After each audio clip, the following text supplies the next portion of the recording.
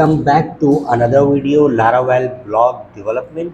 और इस वीडियो में हम कैटेगरी मीडिया की व्यूज़ और कंट्रोलर पर काम करेंगे, जो कि ऑलरेडी मैं कर चुका हूँ। आई थॉट के ये वीडियो रिकॉर्ड हो रही है, लेकिन प्रीवियसली मैं काम कर चुका था और उसके बाद ये वीडियो मैंने चेक की तो वीडियो रिकॉर्ड नहीं हुई थी। तो इन दिस केस मैं क्यूरी आपको बता देता हूँ कि क्या क्यूरीज हमने रन की हैं और किस तरह से हमने इसका इंडेक्स और क्रिएट का मेथड बनाया है। इनिशियली हमारा जो ब्लेड टेम्पलेट है वो हमने कॉपी पेस्ट किया। उसके बाद हमने कुछ फॉर्म्स बनाए। एक फॉर्म बनाया जिसमें कैटेगरी को हमने बाय डिफ़ॉल्ट लेकर आए और उसके बाद इमेजेस को उसमें कॉल किया। तो मैं आपको इसका पहले व्यू दिखा देता हूँ। व्यू ऑल करने पर हमारे पास कुछ इस तरीके से नज़र आएगा, जो कि हमारा इंडेक्स का व्यू है। तो इंडेक्स का व्यू देख लेते हैं पहले। यहाँ पर हमारे पास आ रहा है कैटेगरी और क्रिएट अ न्यू कैटेगरी। यहाँ पर हम इसको राउट दे रहे हैं media categories create new category. और उसके बाद ये हमारे सारे लिस्ट आइटम आ रहे हैं, वो आ रहे हैं इस फॉर ईच से। हमने कंट्रोलर के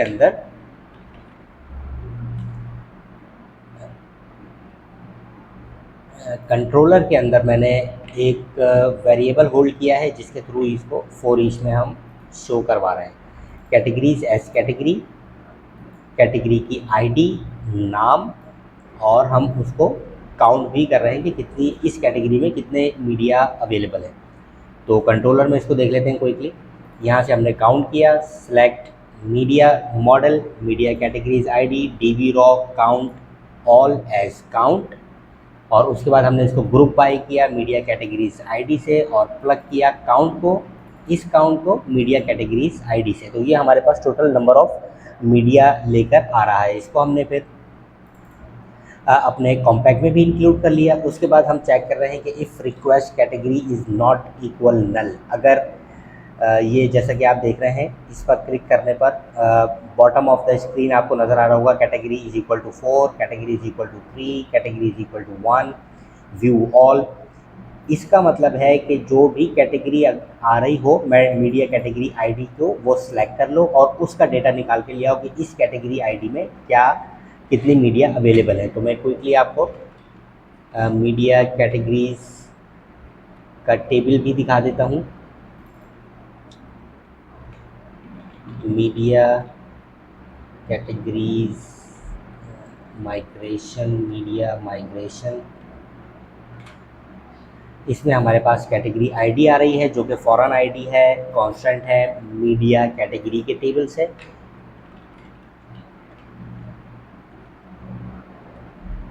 इसकी आईडी हमारे पास आ रही है, वो हम नोट कर रहे हैं अपने पास इसमें, और यही डेटा हम सेव कर रहे हैं यहाँ पर कि जो भी मीडिया कैटेगरीज आईडी जहाँ पर भी है उसके काउंट हमें लेकर आओ।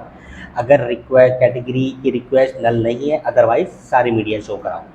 उसके बाद हम देख रहे हैं सारी कैटेगरीज, जो भी कैटेगरीज आ रही हैं हमारे पास वो सारी कैटेगरीज को हमने प्लग किया और उसके बाद मीडिया हमने अपने कॉम्पैक्ट में इंक्लूड किया। तो कैटेगरीज का ये फॉर ईच आ गया हमारे पास। यहाँ से हमारी सारी ये वाली फंक्शनैलिटी चल रही है। उसके बाद हम इसमें ड्रॉप जोन, जो कि एडमिन एलटी के अंदर हमें डिफ़ॉल्ट मिला था, तो वही ड्रॉप जोन हमने यूज़ किया है। और वही ड्रॉप जोन यूज़ करते हुए हम इमेजेस को अब अपलोड कर रहे हैं अपने पास। ओके, नेक्स्ट मैं आपको उसका फॉर्म भी दिखा देता हूँ ड्रॉप जोन का। ड्रॉप जोन के अंदर एक कुछ ये जावा स्क्रिप्ट है, auto discover false. By default हम फाइल ले रहे हैं 2 MB की और मैक्सिमम 5 फाइल्स अपलोड कर रहे हैं और ये इमेजेस के फोल्डर में अपलोड कर रहे हैं। और अगर हम वहीं से उसको रिमूव कर देते हैं तो फाइल अपलोड नहीं होगी। CSRF टोकन हमारे पास ऑलरेडी हमारे app.blade में अवेलेबल है।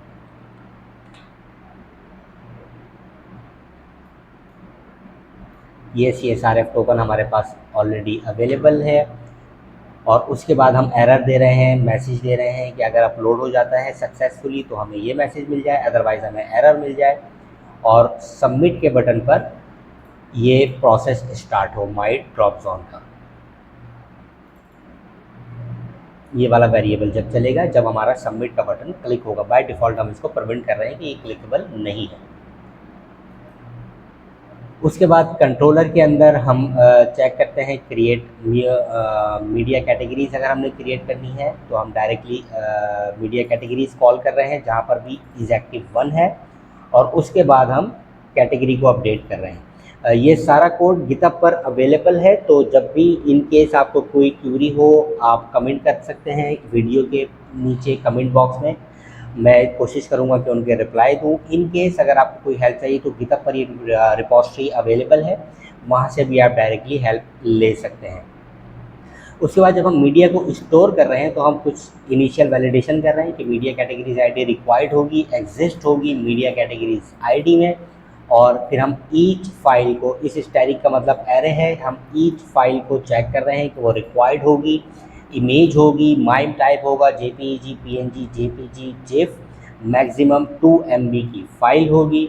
उसके बाद हम चेक कर रहे हैं मीडिया कैटेगरीज आईडी, उसको अपडेट कर रहे हैं अपने डेटाबेस में, और फिर हम यहाँ से चेक कर रहे हैं कि जो भी फाइल रिक्वेस्ट की गई है अगर वो एरे में है तो हर एक फाइल को हम एक यूनिक नाम के साथ विद प्रीफिक्स अंडरस्कोर टाइम और उसका ओरिजिनल नाम गेट और क्लाइंट ओरिजिनल नेम से हम उसको सेव कर रहे हैं, और फिर हम उसको मूव कर रहे हैं इमेजेस की डायरेक्टरी में। उसके बाद हम न्यू मीडिया क्रिएट कर रहे हैं, कैटेगरीज आईडी क्रिएट कर रहे हैं और मीडिया का नाम क्रिएट कर रहे हैं, और यहाँ से हम मैसेज दे रहे हैं जब भी सक्सेसफुल ऑपरेशन हो जाता है। इसमें हम कोई इंडिविजुअल मीडिया शो नहीं कर रहे हैं, कोई इंडिविजुअल मीडिया को एडिट या अपडेट नहीं कर रहे हैं, लेकिन हम इंडिविजुअल मीडिया को डिलीट ज़रूर कर रहे हैं। तो फंक्शनैलिटी चेक कर लेते हैं क्विकली। ऐड मीडिया में जाते हैं। सबसे पहले कैटेगरीज जो हमारी डिसेबल्ड हैं उनको इनेबल कर देते हैं ताकि हमारे पास एक से ज़्यादा कैटेगरीज अवेलेबल हो।